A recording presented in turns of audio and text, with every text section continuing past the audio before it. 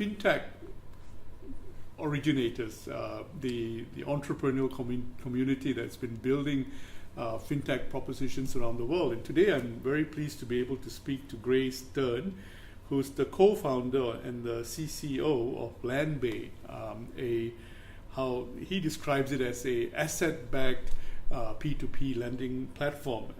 When did you start this? Okay, so we started working on the business back in August 2013. It was very nascent, sort of seed acorn of an idea at that point. Took us about 6 months to settle on lending against British property, and another 2 years to get to our point, which we would classify as our proof of concept stage. So, okay. So about 2.5 years. 2.5 years, and that's because unlike other lending platforms, which are more consumer credit type of things, where there's no asset at the back, you have the need for the legal documentation and infrastructure to be put in place. That's correct. So I think we went into this business first and foremost looking at the credit quality of what we were going to offer our clients, and we see our clients namely on the investor side. So we looked at building a traditional mortgage lender first, and with that you need a lot of sort of quite complex infrastructure to put in place, a lot of relationships in terms of servicing, loans, legals, valuation, that sort of thing, a framework which would potentially enable us to offer our mortgages through capital markets, securitization and the like. Which is what you want to do eventually. Yes, so I think at this stage we're originating some of our debt into a rated warehouse that will be securitized, but ultimately we'd like to get a balance between retail investment and institutional investment.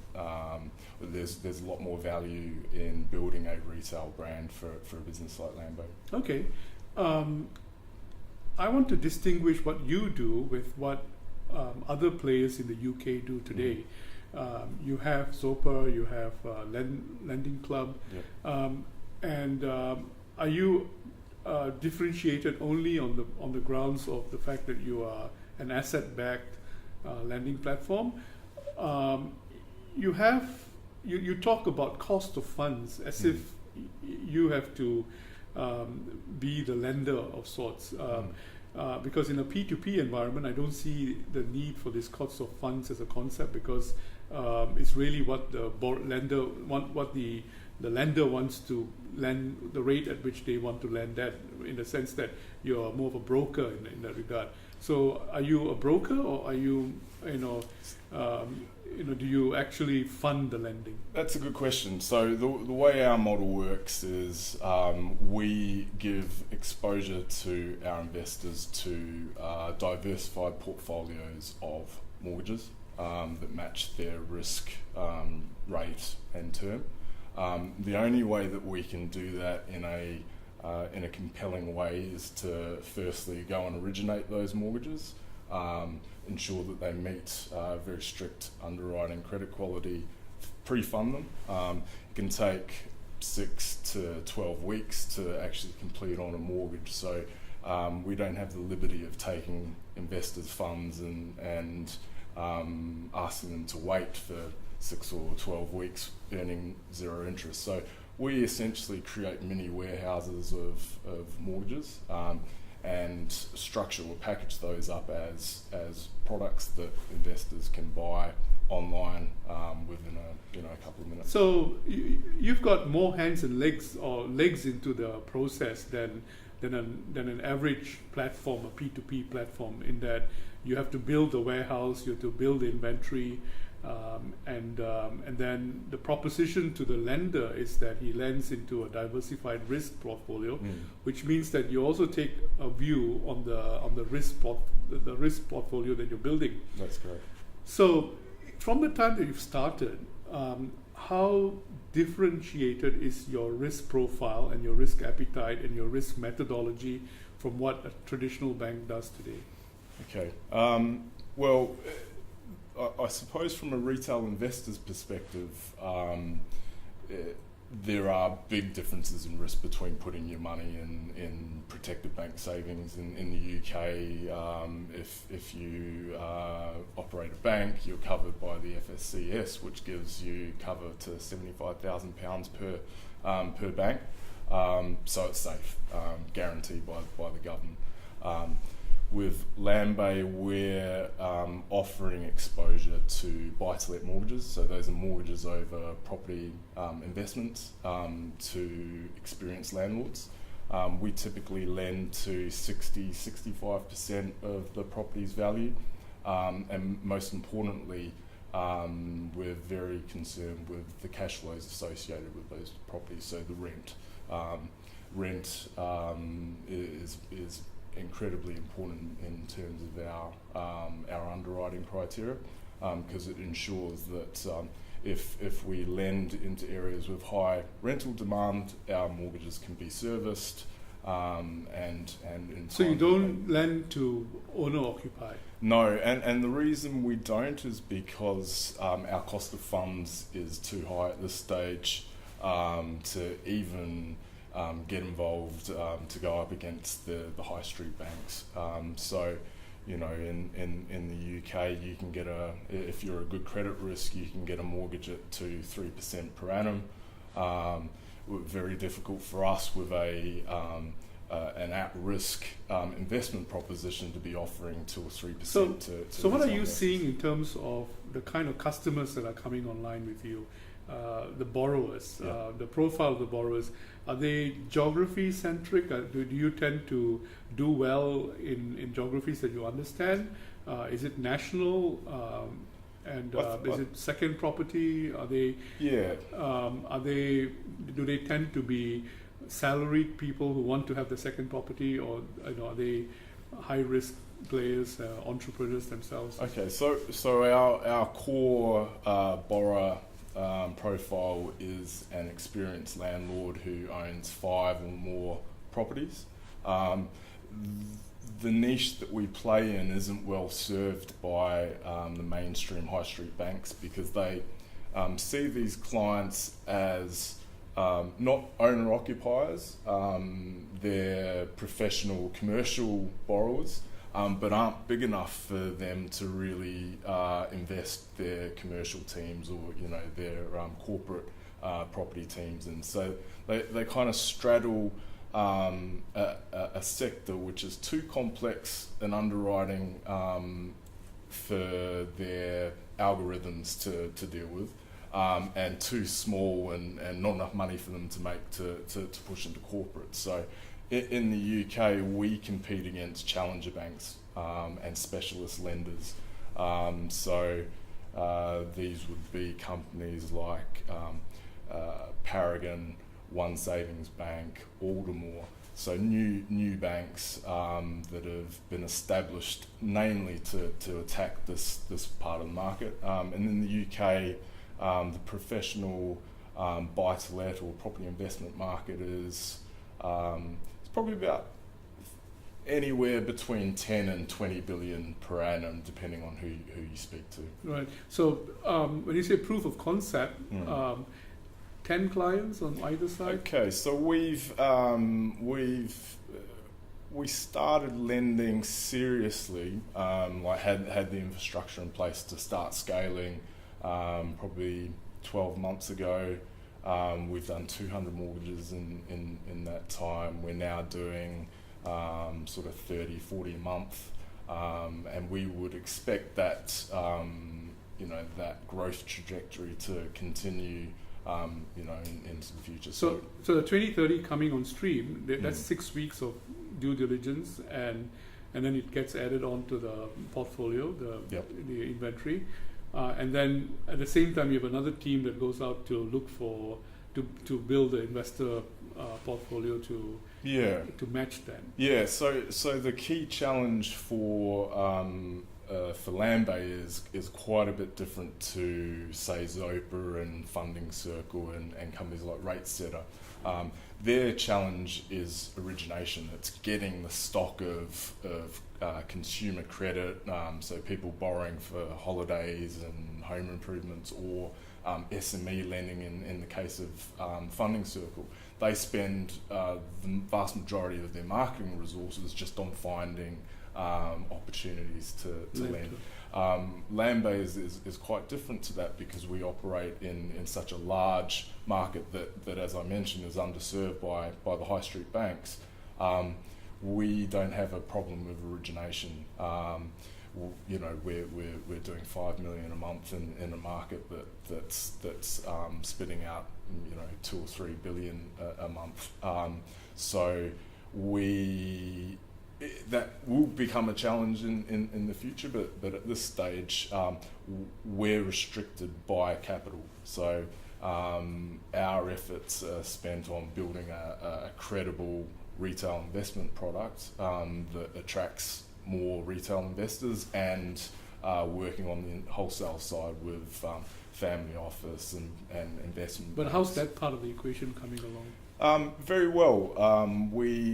And I think it was a little bit naive of John and I initially to think that it would be quick to get institutional investment on board. But we started talking to the investment banks 2 years ago, and you can waste a lot of time with these guys, and I think it became quite apparent at that time that in order for them to get comfort with the credit quality and what we were doing and our ability to scale, we would have to put that infrastructure that I mentioned before. Yeah. So that means recruiting people who've got a huge amount of mortgage experience within the UK market, the putting in place third-party servicing, top lawyers, getting ourselves securitization ready, which whether we sell our mortgages to banks or family office or retail investors, putting that structure in place is valuable for. Right. For how much of that is technology, and how much of that is deal making on either side? I think personally, I think you can overstate the technology, the value of the technology in what we're doing. And, I think first and foremost, those institutional investors, unless they're investing in the fintech business, if they're just looking at the debt, they couldn't care less about how we. But do you need to parade them? Do you need to make them visible in your, on your site in order that you attract the borrowers as well, or something like that? Yeah, I think. How much transparency do you need of the information on both sides of the equation? Well, I think transparency is for Landbay is the absolute key to survival and building trust. When we're competing against Zopa, who's been around for 10 years, Funding Circle that's 5, doing meaningful volume, and we're offering a product at a similar interest rate to those guys. So how do we differentiate ourselves? As I mentioned, it's security, it's the quality of the asset. So we're very forthcoming in terms of telling our investors what they're investing in. So we publish our full loan book. It's only small at this stage, but we've I think we've done 40 million at this stage. We're very lucky in that because of the quality of the debt that we're bringing on board, we haven't had a late payment, 0 defaults. It's robust, so it's in our interest to sort of be transparent on that, because it's it is a strong USP. Right. USP in terms of the risk premium, what are your rates like? Relative to high street banks right now. Okay, so on a UK high street savings account, if you're talking about the big guys, the Lloyds and the Barclays, Santanders, you're going to be earning anything between 0 and 1.5% on your money. Second tier challenger banks, the guys who I mentioned before in terms of who we're competing with on the borrower side, Paragon, Aldermore, Shawbrook, these guys, you might get 2.5% on your money, and Landbay, again, not protected by the FSCS government guarantee. We're offering 4 to 4.5%, and we're lending out at between 5 and 6%. Right. If you take the fintech phenomenon, are there other information that you're adding on to your portal that makes it a much more compelling proposition that, for example, houses that are available, for mortgage or something like that? Or I think at this stage we've got a vision of where we'll take our business. The strategy that we had was to put in place a mortgage engine. So to put an investment to be able to bring in both retail and institutional investment at a level that we could write meaningful number of mortgages, and mortgages where we're competing against those challenger banks. So we at this stage don't do short-term lending, high-risk lending, like bridging, development finance, that sort of thing. We just target that vanilla buy-to-let mortgage. Our view was once we got that mortgage engine in place, and it works much like a conveyor belt. Once you've got the infrastructure and you've got the money coming in, you can scale very rapidly. Right.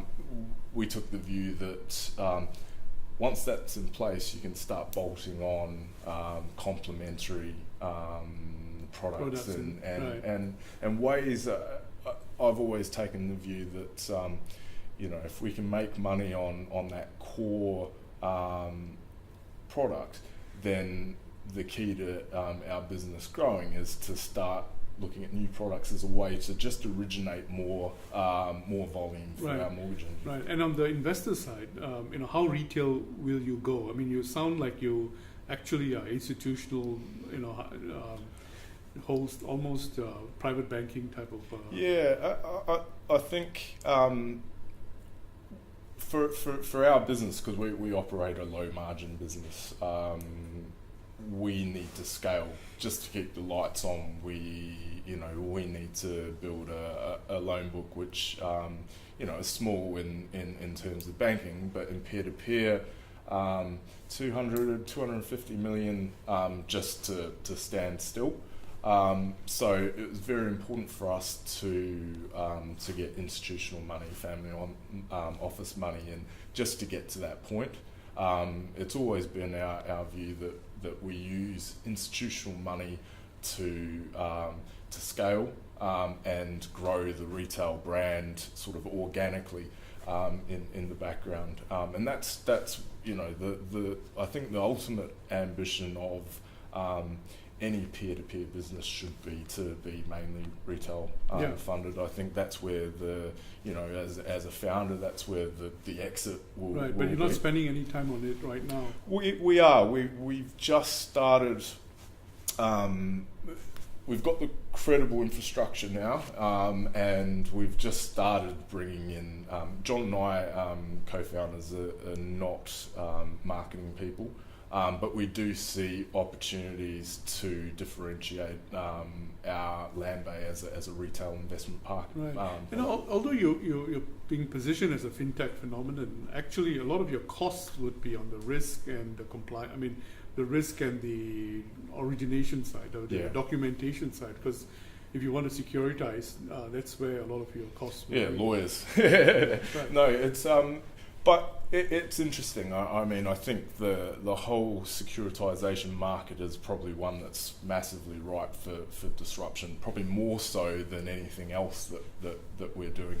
And to some extent, the whole concept of what we're doing, a peer-to-peer mortgage bond, and that's what it is essentially a mini securitization.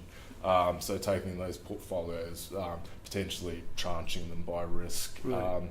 and giving something that's standardized and transparent. And I think the transparency is a key point of difference, and that's, you know, obviously the global financial crisis was caused by a lack of transparency. I think what a company like Landbay is doing is takes the good things from that structure and packages them up in a way that the man on the street can understand, and in a way that you know, they can make an educated decision on where their money's going. So when you talk to investors on the investment side, you're actually talking to them both as a investor into the portfolio as well as an investor into your company. Yeah, well, we I think I mentioned we're nascent, so we've probably grown slower than many sort of fintech peer-to-peer businesses in that, because we've got a different business model. It's more old school financial services first, and then you start bolting on the tech and the e-commerce side. So when we're talking to investors, there's two potential equity investors in Landbay. There's the Silicon Valley style VCs who want to hear about us changing the world and reinventing the mortgage, and, you know, the Uberization of finance. And then you've got the FS guys, the hedge funds, the investment banks, the family office money, who are, okay, let's have you. Can you make money? Is your credit of good quality? Can we see ourselves giving you money to lend and trying to? I think they almost see as the value of the Landbay brand and the fintech side as a bonus. You know, if they can make money on us on the mortgages, first and foremost, great. If we manage to, you know, IPO because we're the next lending club, fantastic. But I think it's there is a bit of smoke and people drinking sort of weird things when they talk about the huge disruption that a lot of fintechs sort of say they're doing. I don't think it's quite at that level at this stage. I think we're just improving, making meaningful improvements, but there is no wholesale. We're not curing cancer or reinventing, you know, the infrastructure that financial services is built upon at this stage. We're really just sort of nipping at little specialist sort of segments within the broader market. Right. Do you think that you'd come to a point where you could actually affect either funding, cost of funds, or a trigger point where you actually become a phenomenon in your own right? Because you're actually talking two things here. You're talking banking or the funding business, and you're talking fintech, which is a different thing. But at which point do you think that your tipping point would arrive? Okay, I think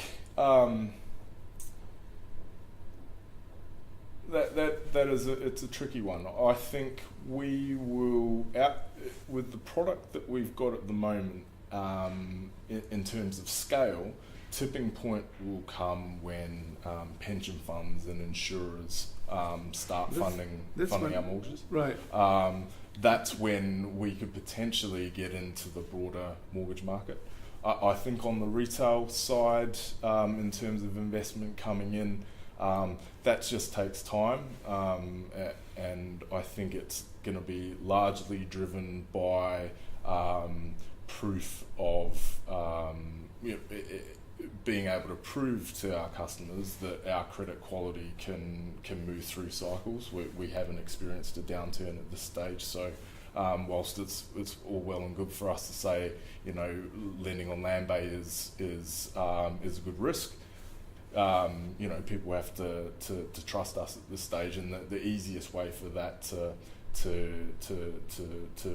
be sold into them is to actually prove them through right. a downturn. So you're doing $5 million a month in sterling, $5 million sterling in the assets that you're originating, and that's only 60% funded, which means that the risk is pretty low. I mean, in that you're asking for equity on the part of the borrower, which then further pre-qualifies the borrower to an even smaller community. Yeah, it's interesting in the UK. It's the number of properties that are bought with cash. I think is about 50% of the total market. So there isn't a shortage of borrowers with significant equity out there. The guys that we target are prepared to leverage to get their yields up, but we're not talking sort of 100% mortgages. We're talking about people who are holding long term, looking at the UK rental market as a long term low risk asset class. We've done quite a bit of work using Bank of England stress testing, the same stress test that they apply to the high street banks. We've done internal modelling of against our loan book, sort of based on what's there now and how it will evolve over time. And we're comfortable that it performs well. I think the last stress test we did was based on a similar economic event to 2008, and we were forecasting a loss of 0.5% thereabouts. Bear in mind that we provision from our origination fees about 0.6. So we always look to provide particularly our retail investors, with enough cover through provisioning to offset losses through any market. So how does liquidity feature in your thinking, in your model? I think liquidity is a key challenge for us, because if there is an economic event, there's likely to be a run on alternative financiers like or investment businesses like Landbay. So we don't, because our investors are a direct match to the underlying asset. If we don't have redemptions coming through, or there's no new investment coming onto the platform, those investors will have to wait until the underlying... And it's part of the clause that you put in place. That's correct. So we do no maturity transformation. We don't take a risk on that. That is a risk borne by our investors.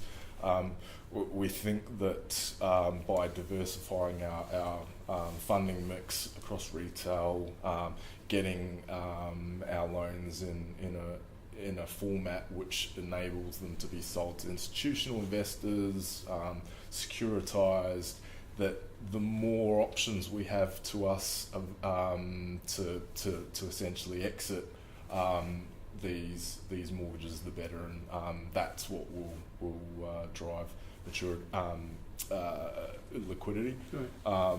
We do also try and offer mortgages at different terms as well to try and smooth out the repayments. Well, it'll be good to follow through and see where you are in about 2 years' time. I think like I mentioned before, we probably underestimated how much traditional financial services was required for us to put that initial infrastructure in place in order to get that credibility to start scaling. And how much was that in funding? I mean, it hasn't cost us a huge amount. We're probably, I think, about 4 million, I think, sterling to get to this point. We've got a team of about 25 now, and we think that we can, based on the overhead structure that we've got in place now, we can get to 20 or 30 million a month of origination by the end of the year. But I think our goal is to, I'm not going to sit here and say we're going to be the biggest mortgage lender in the world. I think the first goal for us is to take meaningful market share in that particular niche in the UK, which is the buy-to-let mortgage market. Right. I think as a business we can get to $1 billion per annum of lending in the UK. I think the broader opportunity for our business is to take that business model, the technology and the brand, and potentially move into other niches. But I don't think there's much value in us at the moment trying to take on Lloyd's. But over time that will potentially become something more interesting to us, particularly if we can get our cost of funds meaningful. Okay. Good. Thank you very much, Gray. And we'll follow up with you in a few years' time. Yeah, great. Thank you very much. Cheers.